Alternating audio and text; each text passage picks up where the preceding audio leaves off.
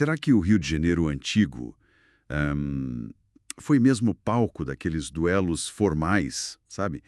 De pistola ou espada que a gente vê em filme para lavar honra? Essa é a questão que a gente vai explorar hoje, olhando o que as fontes contam. E é bom a gente frisar que estamos falando do duelo clássico, né? Aquele desafio formal, com regras, padrinhos de cada lado, armas específicas. Certo, não a briga de rua comum. Exatamente. Não é a violência urbana do dia a dia, é esse ritual específico da honra. E a primeira coisa que salta aos olhos nas fontes é: sim, esses duelos aconteceram no Rio. Mas, assim, o mais curioso é que era ilegal, né? Como pode? Pois é, essa é a grande pergunta. A proibição era antiga, vinha lá das ordenações filipinas do tempo colonial. Nossa, muito antigo. Muito. E mesmo no Código Penal do Império, o duelo continuava proibido. Embora, olha que interessante, a tal da defesa da honra pudesse até diminuir a pena se rolasse uma lesão ou morte. Uma brecha aí. Mas e depois, na República? A lei apertou. Apertou e bastante. O Código Penal de 1890 foi direto ao ponto, criou um capítulo só para isso, criminalizando o duelo de vez. Ah, então virou crime mesmo, no papel. Sim, tinha multa, tinha prisão, só por desafiar ou aceitar já podia dar problema. E se morresse alguém, aí a pena era bem mais pesada, claro.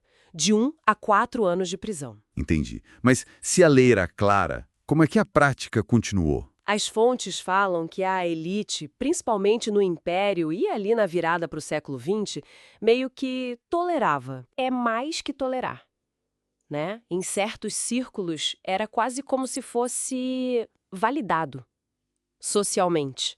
Para essa galera, políticos, jornalistas importantes, militares, intelectuais, a honra era um valor enorme. Tipo, mais importante que a lei? Para eles, em certas situações, talvez sim. Ser visto como covarde ou alguém que não defendia o próprio nome podia ser péssimo para a reputação, sabe? Faz sentido. Um código social funcionando ali por fora da lei oficial. E quando que esses duelos rolaram mais? Quem participava? Olha, aconteceram mais durante o Império, mas o auge mesmo foi ali entre 1890 e 1920. Irônico, né? Justo quando a lei ficou mais dura. Curioso. E os envolvidos eram sempre dessa elite? Geralmente sim, figuras conhecidas da sociedade. A imprensa da época até noticiava, viu? Principalmente ali entre 1886 e 1892, era notícia frequente. Mas, assim, era duelo pra matar. Tem registro de alguma figura famosa morrendo em duelo aqui no Rio? Então, as fontes indicam que pelo menos aqui no Rio e nesse período mais tardio, mortes eram raras. Parece que o duelo ficou mais ritualístico. Ritualístico. Como assim? Quase uma performance, sabe? Para cumprir as regras da honra, mostrar coragem, mas sem necessariamente ir até o fim. Não temos registro de um nome realmente grande, tipo um presidente, um ministro famoso, morrendo em duelo na cidade. Interessante. Meio teatral, então. Mas teve caso que deu o que falar, mesmo sem morte. Ah, teve sim.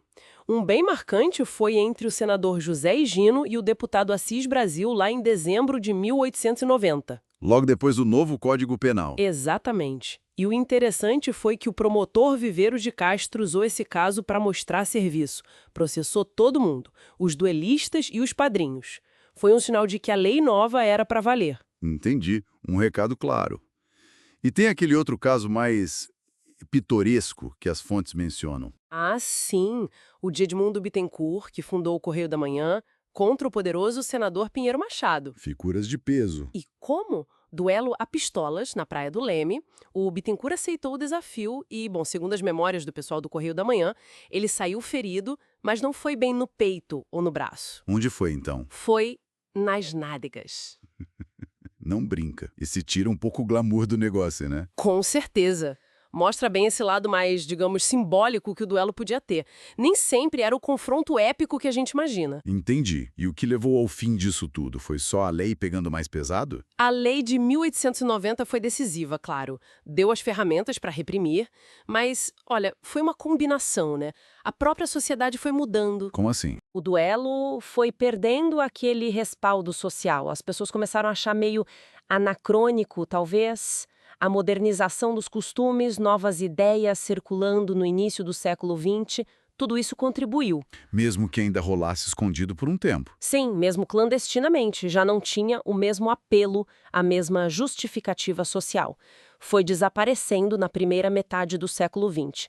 Algo parecido com Portugal, que teve seu último duelo público famoso em 1925. Entendido. Então, para a gente resumir, os duelos de honra rolaram sim no Rio Antigo, eram ilegais, mas a elite tolerava e praticava. Tinham um quê de ritual, sem tanta morte assim no final das contas, e acabaram por causa da lei mais dura e, talvez principalmente, porque a sociedade mudou. Exatamente isso. Olhar para esses episódios ajuda a gente a entender não só a história da cidade, mas como esses códigos de honra, a pressão social e a lei escrita às vezes andam por caminhos bem diferentes, né? É verdade. E fica a pergunta no ar. Que outras práticas sociais, talvez esquecidas ou não oficiais, podem ter moldado assim quietinhas a dinâmica e a cara das cidades onde as pessoas vivem hoje, né?